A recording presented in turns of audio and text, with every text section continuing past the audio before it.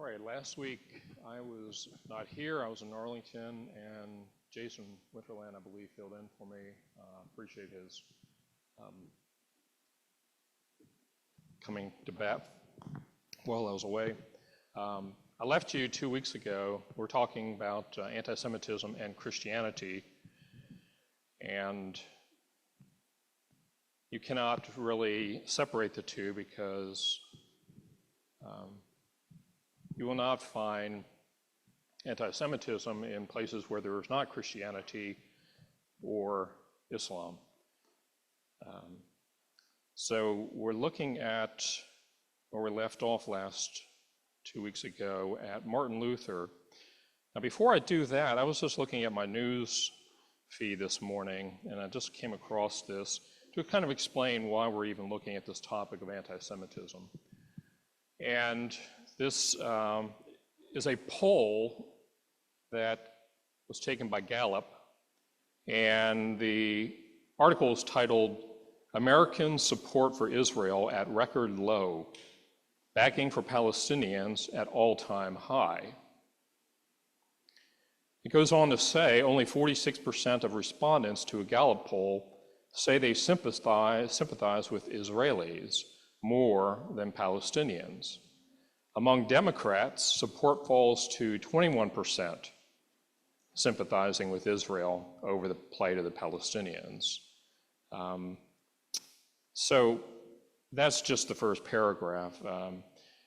And I do believe as time progresses and we get closer to Jesus' return, we're going to find anti-Semitism on the rise.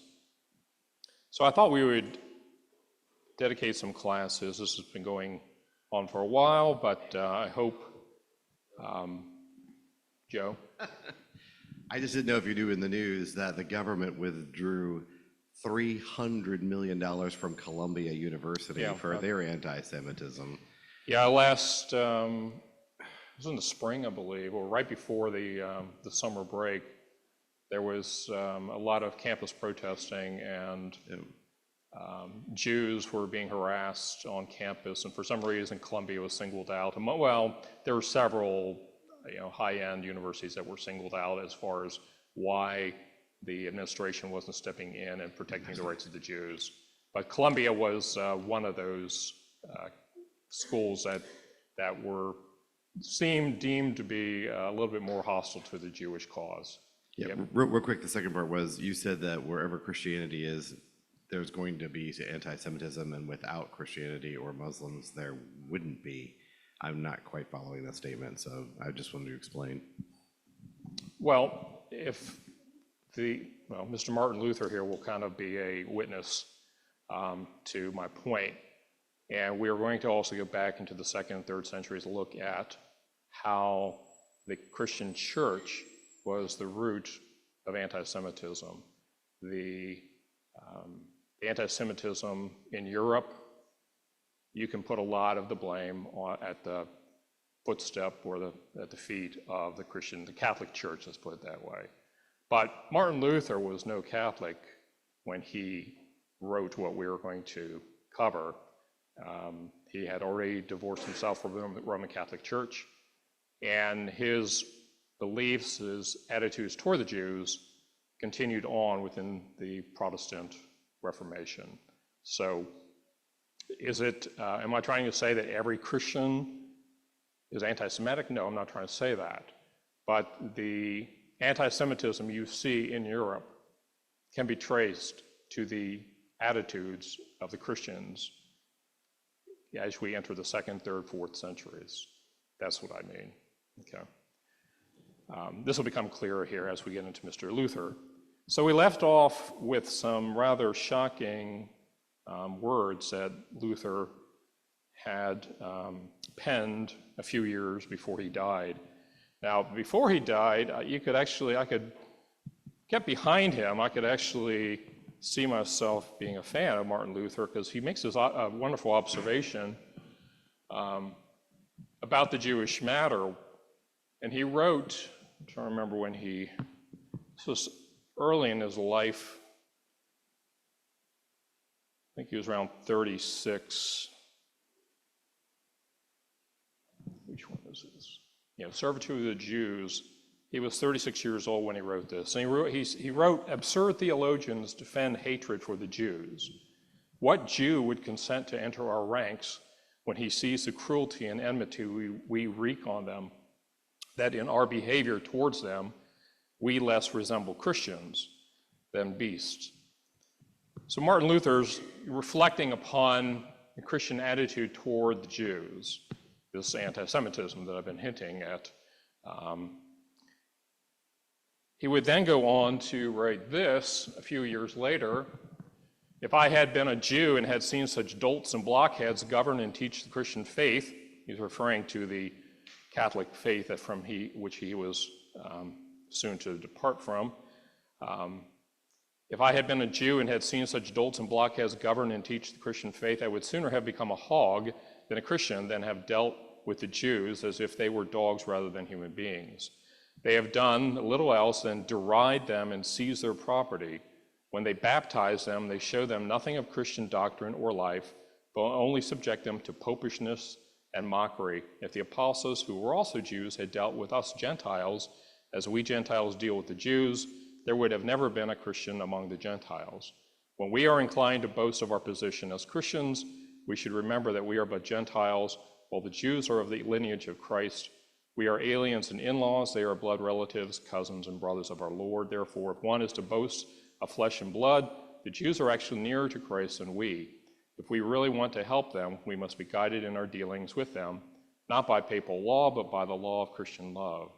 We must receive them cordially and permit them to trade and work with us, that they may have occasion and opportunity to associate with us, hear our Christian teaching, and witness our Christian life. If some of them should prove stiff-necked, what of it? After all, we ourselves are not all good Christians either. All right, amen and amen. I can applaud Martin Luther, those observations, but this is when he was 36, going on 40. Martin Luther had naively thought that all the Jews needed was a break from Catholicism, and he's the man to remove the darkness and the veil from the Jews. If the Jews could only hear the pure gospel as Martin Luther had come to understand it. Martin Luther was a bit naive when he took that position.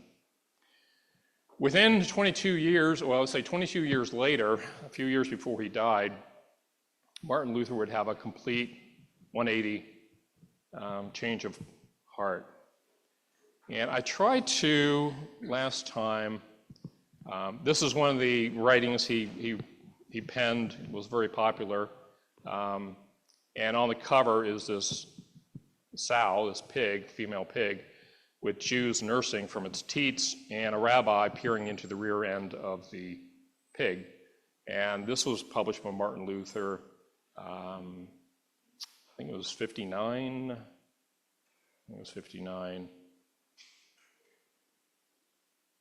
And I'm not going to read all this. This engraving came from this, whatever you want to call it, sculpture that you can find on the back corner of Martin Luther's church. Sure enough, we have a pig with Jews underneath nursing, and there's a rabbi who's got the rear leg, and he's looking into the rear end of the pig. This is representative of the change that you found in Martin Luther.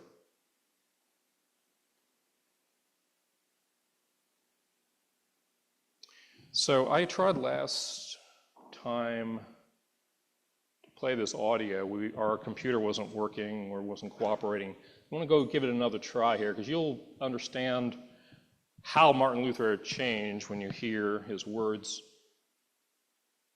So let's cross our fingers here. Come on. Just 3 years before his death in 1546, Martin Luther, the great Protestant reformer, wrote an anti-Jewish treatise titled On the Jews and Their Lives. For more than 1,000 years, Christians throughout Europe had debated among themselves about how they should treat the Jews living in their midst. By Luther's day, some argued that the problem of the Jews called for a definitive solution. Luther's treatise offered his solution in no unclear terms. I'll allow his own words to speak for themselves. What then shall we Christians do with this damned, rejected race of Jews? First, their synagogues should be set on fire, and whatever does not burn should be covered or spread over with dirt, so that no one may ever be able to see a cinder or stone of it. And this ought to be done for the honor of God and of Christianity, in order that God may see that we are Christians. Secondly, their homes should likewise be broken down and destroyed, for they perpetrate the same things there that they do in their synagogues. For this reason, they ought to be put under one roof or in a stable, like gypsies, in order that they may realize that they are not masters in our land as they boast, but miserable captives. Thirdly, they should be deprived of their prayer books and Talmuds, in which such idolatry, lies, cursing, and blasphemy are taught. Fourthly, the rabbis must be forbidden under threat of death to teach any more. To sum up, dear princes and nobles who have Jews in your domains, if this advice of mine does not suit you, then find a better one, so that you and we may all be free of this insufferable, devilish burden, the Jews. Next to the devil, a Christian has no more bitter and galling foe than the Jew. Most Christians who read Luther's words for the first time are shocked. Tragically, Luther was far from alone among notable Christian leaders in his hatred and abuse of the Jews. As we will see, his attitude was actually quite common among Christians throughout an overwhelming majority of church history. Even more tragically, roughly 500 years after Luther wrote his hateful treatise, Adolf Hitler would rely heavily on Luther's proposals as the basis of his own final solution, resulting just 3 years before. All right. So this is what I mean, Joe, about if there's a Christian church, you're going to find anti-Semitism. Historically speaking, during the early parts of Christianity into the Middle Ages, Dark Ages, and even into the Reformation. And this type of mentality, you cannot escape how it's going to affect even getting into the 18th, 19th, 20th centuries. Joe, you had... What was the transitional point? Well, he failed to convince the Jews. The Jews were not buying what Martin Luther was dishing out. The first thing, of course, you have to deal with is the doctrine of the Trinity. Martin Luther, the Protestant Reformation, the Reformers, took the doctrine of the Trinity into the Protestant Reformation. They did not throw it away. And as long as you're going to have a doctrine of the Trinity, no Jew is going to take whatever you're saying seriously. So as it became obvious to Martin Luther the Jews were not accepting this pure form of the gospel, he turned on them. There's also a anecdote about he had a meal with the Jews one time, and afterward he came down with a severe bout of diarrhea. Maybe that was the straw that broke the camel's back. I don't know. What we do know is Martin Luther wrote this anti-Semitic book called On the Jews and Their Lies. This is on the left, the original, one of the original early covers. Let me see, it was 1543. So it's 1543 cover, and then you can see a more modern version. And it was interesting in this clip from When a Jew Rules the World. This is an audiobook where this came from. They didn't actually read the worst part, interestingly. Let's see if I can find.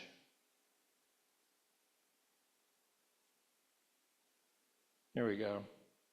So this is from the same book that we heard quoted in this audio snippet. So Luther says, God has struck the Jews with madness. I think I got a... Here we go. Okay, here we go. And I've even highlighted it on the page. So this is, I kind of think this is even worse than what you heard. God has struck the Jews with madness and blindness and confusion of mind.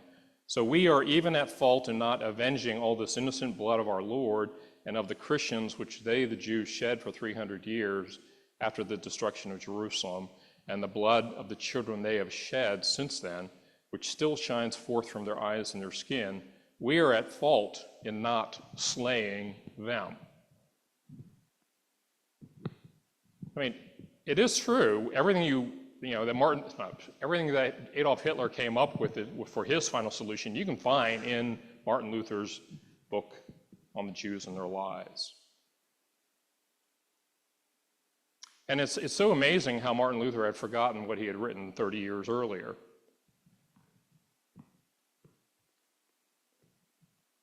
I'm getting a little ahead of myself here. And he had written, in our Christian behavior towards them, the Jews were less, let's back up here. In our Christian behavior towards them, referring to the Jews, we, Christians, less resemble Christians than beasts. So, who knows what exactly happened to Martin Luther? The fact is, though, his writings had a significant impact upon the attitudes of Christians in his day and the years that would come.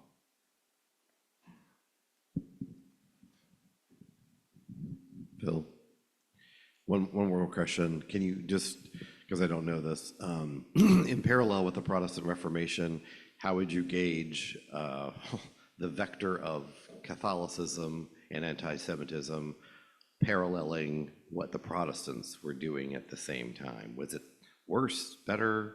This is a continuation of business as usual.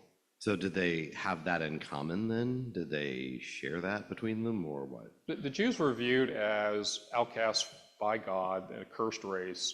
So regardless whether you're Protestant, a Lutheran Protestant, or a Roman Catholic, you're still going to take that position toward the Jewish people. They're cursed. They're second-class citizens. That continues.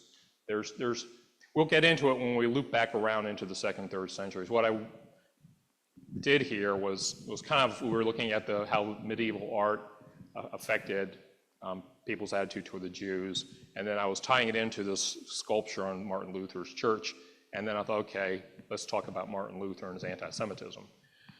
So, I mean, I'm not about to, say whether it increased 100%, decrease. It's just business as usual. You didn't see a different attitude after Martin Luther's death. That clip you heard said this was a common attitude in the time. It's just Martin Luther, since he had such a significant role in the Protestant Reformation, his outspokenness is extremely important in shaping or even continuing at least Germans' understanding or feelings toward the Jewish people. And this is why we have Mr. Hitler up here on the screen.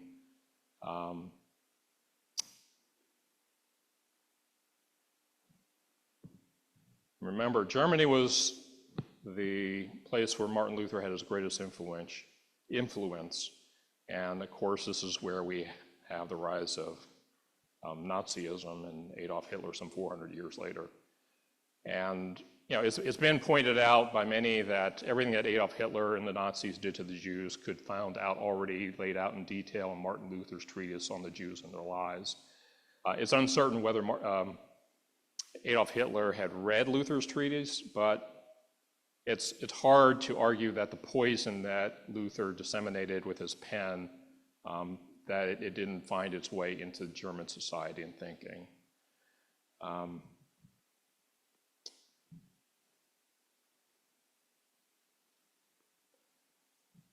Now, a couple of weeks ago, we were talking about, I think we were ending up the class on voting, on Christians' relationship to the state. And I pointed out how Adolf Hitler, how he rose to power. He was never voted into office. His Nazi party was, I don't want to say voted into office, it was the Nazi party had to, let me say, German politics requires a coalition majority, and in 32, I believe it was, 33, there wasn't a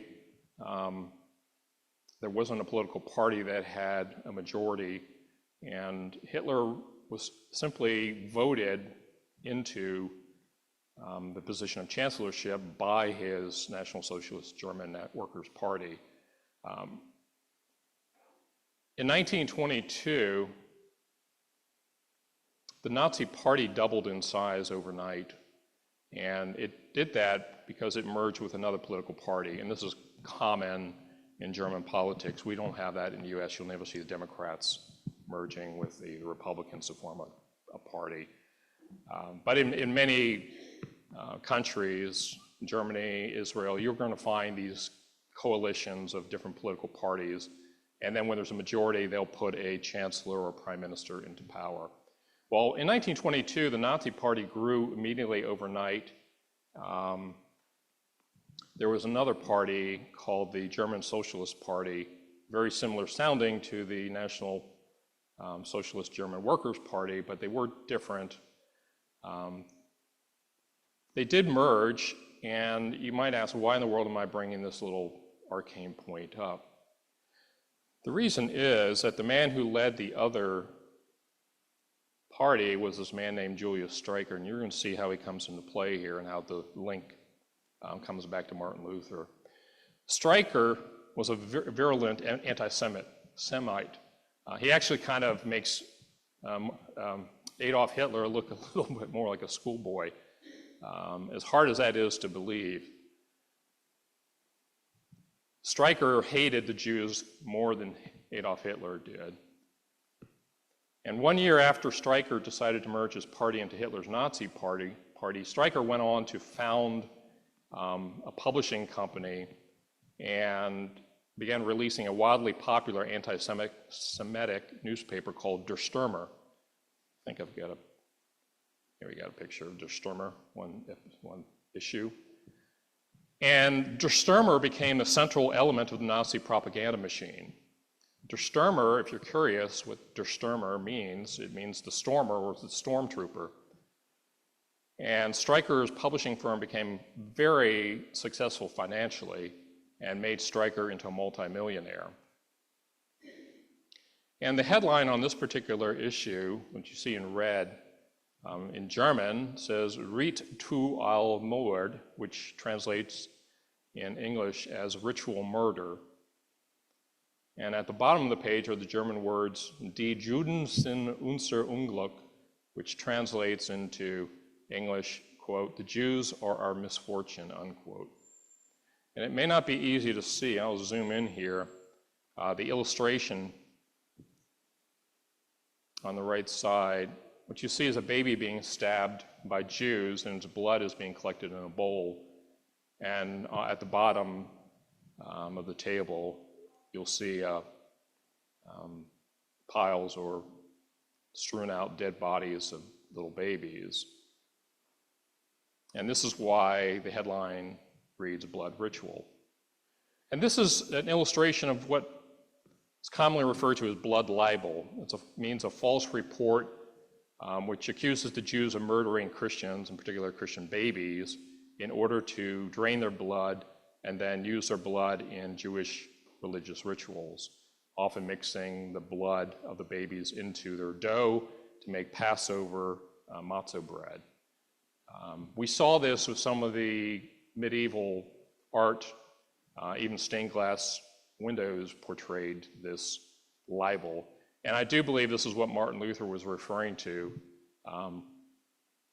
that last quote I gave when he talked about says,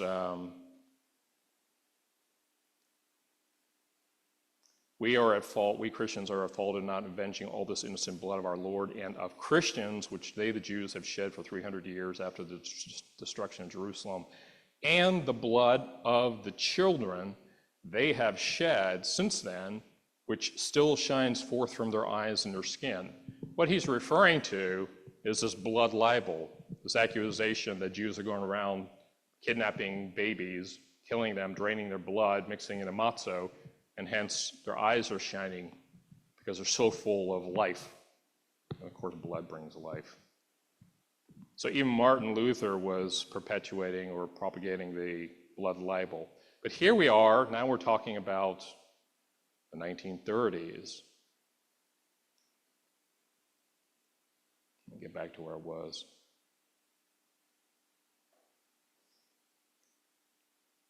So, Streicher, believe it or not, was reprimanded by Hitler because he went, like way over the top. He even became pornographic to some extent, his hatred for the Jews. He would say, Germans, don't send your daughters to Jewish doctors because you don't know what they're going to do. He just had a field day coming up with all this libel against the Jewish people. So I have a quote here from Adolf Hitler. He once said, quote, "The truth is the opposite of what people say."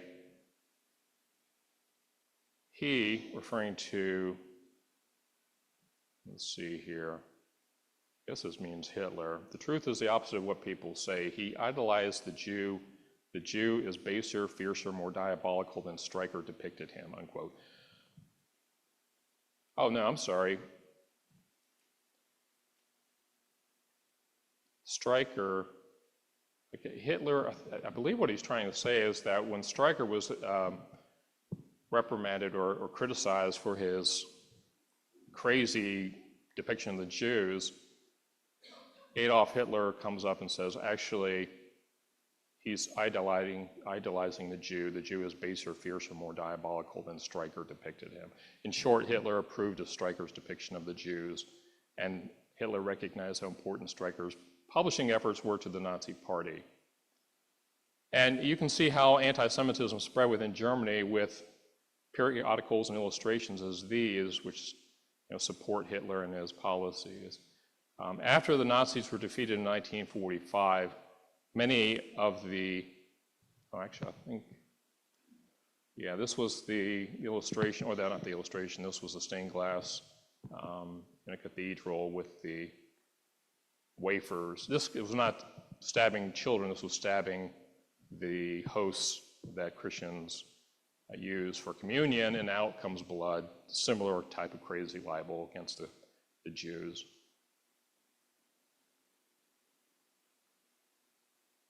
Here's some more illustrations from Sturmer.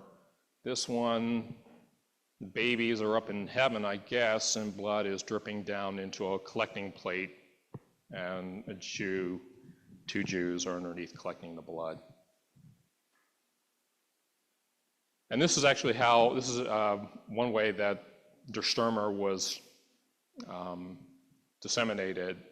People can just simply go and read it for free outside here, this particular building.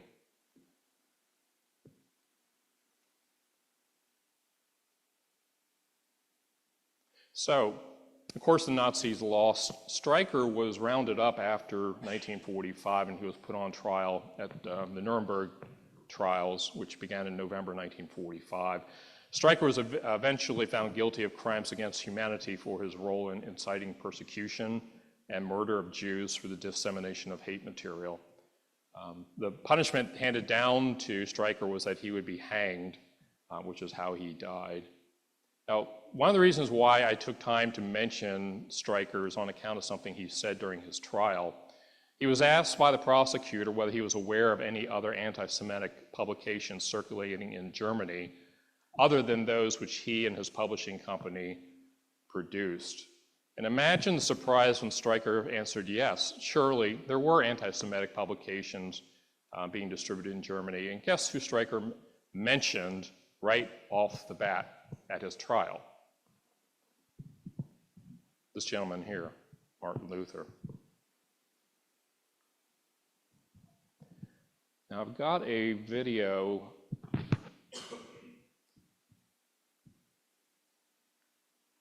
Here you can see the two. Again, the two were the heads of these separate parties, but in 1922 they joined together. So they had this mutual desire to help each other.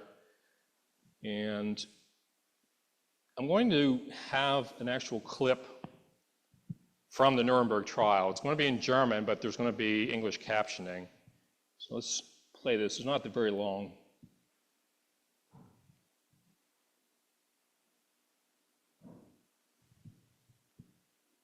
So Adolf Hitler or Julius Streicher. Here is the detention report of Streicher when he was arrested after the war, at least when the Germans surrendered. So in April 29, 1946, Streicher is asked this question from Hans Marx, the defense attorney for Julius Streicher. Apart from your weekly magazine, in particular after the Nazi Party came to power, were there any other publications in Germany? Gab es außer Ihrem Wochenblatt, insbesondere seit dem Machtantritt der Partei, noch andere Presseerzeugnisse in Deutschland, welche die Judenfrage in judengegnerischem Sinne behandelten? Ende der Frage.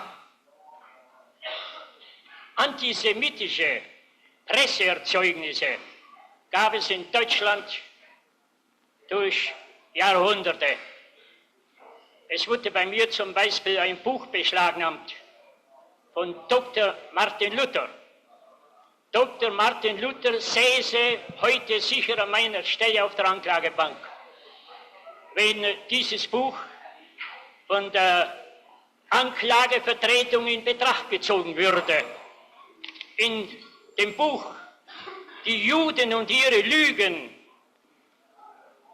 schreibt Dr. Martin Luther, die Juden seien ein Schlangengezücht, man soll ihre Synagogen niederbrennen, man soll sie vernichten.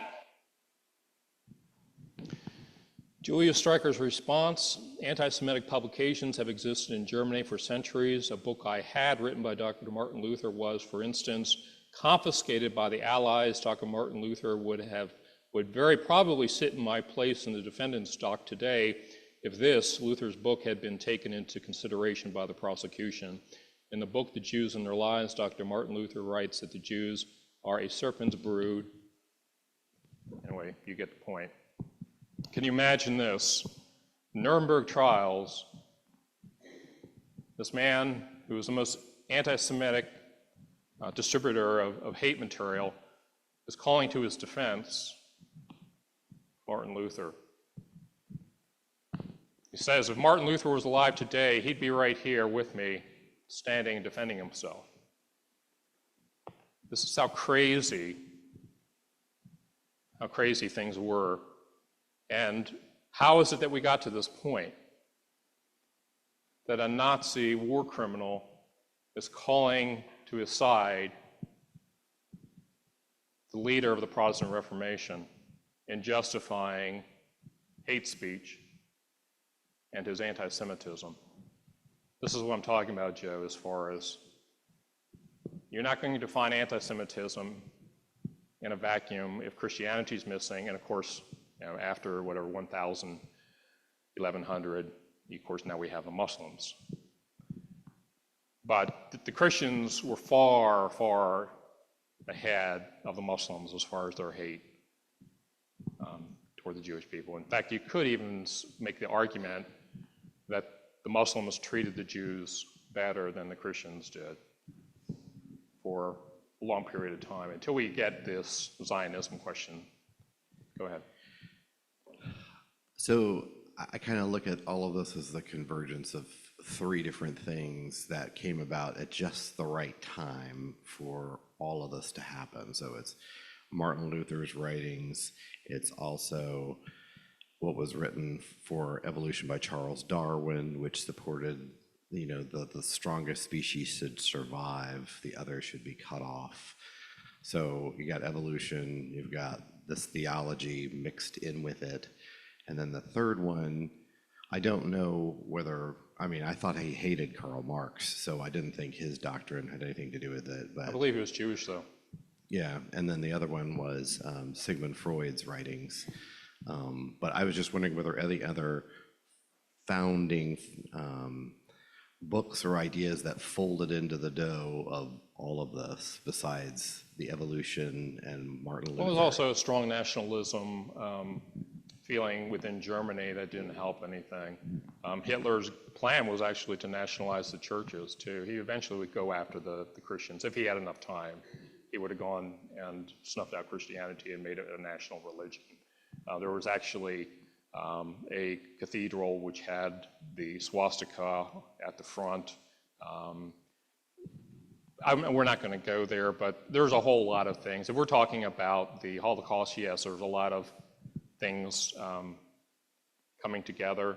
But the point I want to get across is how Christians are complicit in what happens to the Jewish people. And there's no way that we can say that Christianity didn't influence the attitudes of the Germans during the first half of the 20th century. I mean, 95% of Germany was either Catholic or Protestant. 95%. Where were those 95% of those Christians when Jews were being put into cattle cars and being thrown into ovens? Where were they? You know, if you are thinking that the Jews are a cursed people, damned, and they're suffering justly, well, this is just part of that punishment. It doesn't help at all. Jacob? I was just thinking back on the whole Christian history. I mean, half the problem with the Crusades was underneath the Catholic Pope, they were justifying the attack against the Jews in certain ways. The Jews were not very well treated during the whole Crusades. So Christianity in general has had a long history of not treating the Jews well. Yeah. And we're going to go back in time to the 2nd century to fill in the gap. How do we get to, this medieval art depicting the Jews in such an unflattering way? How do we get there? So next week we're going to pick up and we're going to go back into the 200s, the 300s, and 400s. I do have a video, since Jacob, you mentioned the Crusades. I have a video on that particular time period and how the Jews also tasted of the Christians' wrath, even though that wasn't what the original intent of the Crusades was. So it's quite shocking to learn about this. I don't know how many of us knew about Martin Luther's attitude toward the Jewish people. Clearly, it's a shameful legacy, and to become essentially a witness for a war criminal, that this is just the way Christians behave, tells you how low Christianity has sunk.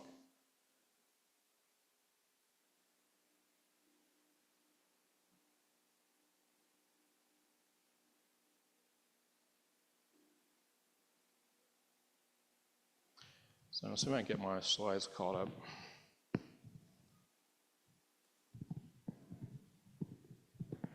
Yeah, it's hard to believe he wrote these words: absurd theologians defend hatred for the Jews.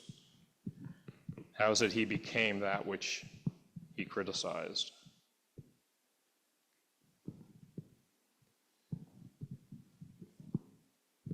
And if we go back, probably go even back even first, and this is where I think we earlier started, we were talking about how the New Testament is often criticized for being anti-Semitic and how they depict and portray the Jews. I wanted to make sure that it's understood there's a difference between anti-Semitism and anti-Judaism.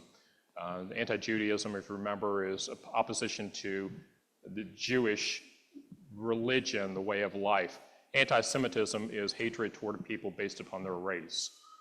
So you don't find anti-Semitism in the New Testament, but you do find anti-Judaism because the law of Moses was not going to bring life, and this was one of the contentions within the Christian church they had to wrestle with. Anyway, we'll end it there. Pick back up next week. Thank you.